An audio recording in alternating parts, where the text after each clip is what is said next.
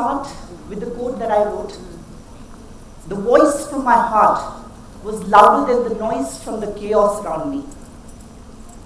I followed what my heart said, and I led a journey that left, it made impact on many people's life, including, of course, myself. So we all are born, we live in a world where we're born into, we are very proud of what we are born into. I mean, I'm talking about the gender here. And, it's amazing to be, we do not know what gender we are born into, and it's not under our control. And it's always good to be, proud of what we are born into. But what's bad is judging others for them not to be born as what you are born. In my life, I would say, I like to twist it a bit, and I would introduce myself in a way where I was a female born into the body of a male. And my entire life, till now, the struggle has been just to put the soul of my body to match the soul of my soul. Sorry, the gender of my body to match this gender of my soul. It is very unfortunate that we live in a world where we are, grown up and we are taught and we are, continuously hammered, thoughts and ideas and things that have been carried for years and years, and we tend to just live by them and try and start judging others for not how we're not. So there are people who are different, basically, and just to embrace that difference is something that very few people have courage to. In my life, I started my journey and I realized my existence as a trans person at a very young age, and not everybody's privileged to do that. Like, not everybody's privileged to understand and to get that knowledge at a really young age. I remember when I was probably 10 or 11, where I started feeling different about myself. Different in the sense, for a guy, for a boy to behave in a set pattern where society expects you to behave a little macho, masculine for that matter, I completely felt opposite of it. I felt I'm embracing my femininity from inside. And for me, I always looked up to my mom as my inspiration. My mom has been a very hard-working woman, and for a child, tell me, you all have been through that age. For a child, a child doesn't really know about what gender is, unless, we get to learn about it when we hit the puberty. Honestly, I never looked into my mom's salwar to understand what gender she has. I always looked up to her as an inspiration, as somebody that I want to be like. And when I hit my puberty, 11, 12, 13 years, I started realizing that I was different. And that difference is not something that I realized from within myself. It was something that was hammered onto me. It was something which society, which people told me that, no, you are a boy and you're supposed to behave and follow a certain set patterns that our society has already set for ourselves. And for me, looking at other fellow friends of mine, and especially the girls, I would say that, why am I not, why am I growing beard? Why am I having,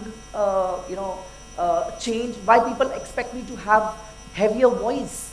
Why people, asking me to play cricket instead of, joining clubs that, maybe doll clubs and, a little more feminine things that I'm supposed to do in my life. And I did not understand at that age as well that why people are forcing me to do things which I'm not feeling like doing from within myself. And understand, for a child who's already going through so much, there's school curriculum, there are homeworks, there are other activities, you're looking into what you want to be in future, your education, your you're supposed to behave well with people, and on top of it, you need to just start behaving as what people ask you to behave. I'm sorry, I never thought at that age also. I never signed up for it. For me, life was, life took a little turn when my parents started getting bullied. So for me, till the time I was suffering, till the time I was going through everything that was happening in my life, it was all right. But the moment it started coming from my parents, it became a little issue, and as a normal Indian family, it became a big issue. And of course, as we always say that, it used to be that there's a massive problem with the child, and you need to visit a psychiatrist, and you need to seek help. So I thought, if people are saying that, that might be, a case with me as well, that, if everybody's right, everybody's together and against me, against my actions, against what am I doing, then might be there's some problem with me. Let's follow what they, my parents also want me to follow. So, of course, I went to the psychiatrist. I went on to getting treatment for almost 1.5 years, but then I realized that it is not helping me at all. And then, probably at the tender age of 14 and a half, I kind of realized that it's not how people think that I am. It's something which is consistently happening within me from a very young age. And I think there are times when you feel that what people guide you or what people tell you is right. I'm sorry, it's not always the case. Sometimes you have to live in solidarity to realize that how strong you feel from within yourself. So this is what I felt. And imagine, for a child who's going through so much, and also with all things that I've mentioned, the struggles for a child, because a child's struggle is never too big for anybody, because it's just about homework, or it's about school, or about extracurricular activities. But there are a lot of things a child goes through from within. That's the age you develop your brains. That's the age you really want to lead to a life which you have for your future. So for me, I was fighting a war for war within my body, and that war was so difficult because it became more difficult because there was a war that I was fighting outside my body, and that war was not with anybody unknown. That war was with everybody who's known to me. My friends, my parents, my schoolmates, my teachers, my relatives. So, at the age of 17, when I thought, things are getting really difficult, and I do not really want to, struggle too hard with my parents and, people who exist around me, I needed to figure out what I really wanted to do in my life and what I am about in my life. So I kind of, I thought the best would be leaving my house and go ahead and, try and explore what I have for myself and what life has for me. So I left my house at the age of 17, and I realized that one thing which came from, of course, my family was that education is the only tool that can lead you to anything and everything that you want in life. So I always wanted to be educated and be independent. So at the age of 17, when I left my house, I went on to pursue my graduation from NIFT, National Institute of Fashion Technology. Not now, as a child, I thought once I get admissions in NIFT, life would be easier. At least I'll get a path.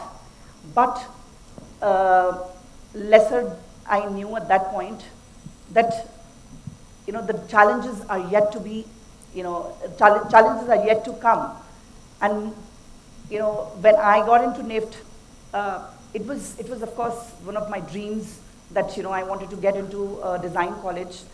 But at the same time, there was this constant thought which was lingering in my head continuously from my childhood, that I have to bring my soul, gender of my soul, and gender of my body together.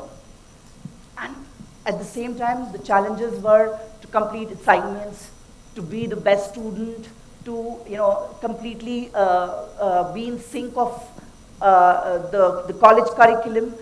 And what kept me going was my determination, my resilience, and my perseverance. No child, in my journey I realized no child deserves to suffer in silence. I was quite determined. I had the willpower, I had the strength to keep going. I had the courage to keep living for what I believed that I'm made and born for. But not everybody has that. You have to sometimes, realize your strength, and you have to keep going. And just after graduating from NIFT, the other challenge that came to my life was, of course, getting a job. And it is why I'm saying all these things is because that's a regular pattern that we live in. That's a regular thing that, okay, after college, you need to get to a job, you need to do well in your job, you need to keep growing there. But we also realize the fact, sometimes we forget the fact that, there's something which, especially in my case, I forgot at times that, there was something that I really wanted to bring in congruence, which was my body and my soul. And in the whole process, I cultivated a sense, when this term called trans was introduced to me, I kind of cultivated a sense to it. Like, I thought, what is trans? Like, how we know that we call somebody trans, and a lot of people tend to look down upon this word called trans, transgender, transversite, or whatever. So I try and cultivated a meaning for trans, meaning to trans, with the life experiences I led. So trans for me, T stands for transcending. Transcending means pushing through your limits. I pushed through my limits to be what I wanted. I was stopped by, I had hurdles. I was stopped by my own people, but then I kept on going. R is resilience.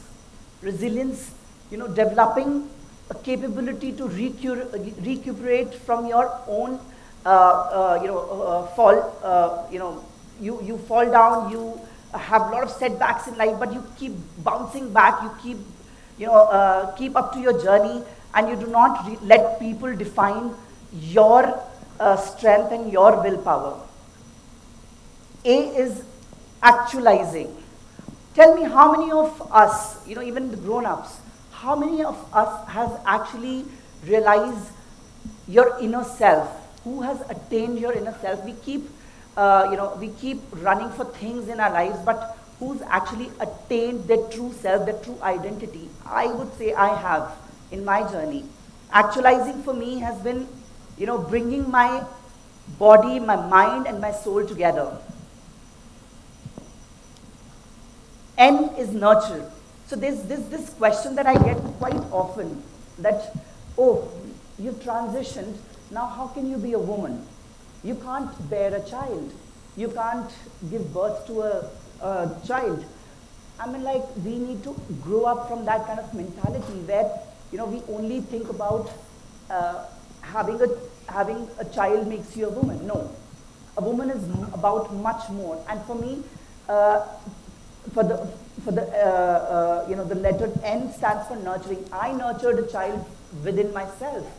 I actually brought up a child which was vanquished long years ago by people which, I carried that child and I tried to bring it to the reality. And at the end is serenity. Serenity is having, peace amongst the chaos. And I could attain that, and that's the kind of meaning that I found for myself in the entire journey. And, it is very unfortunate that we live in a world, especially where people get bullied for what they actually feel from within.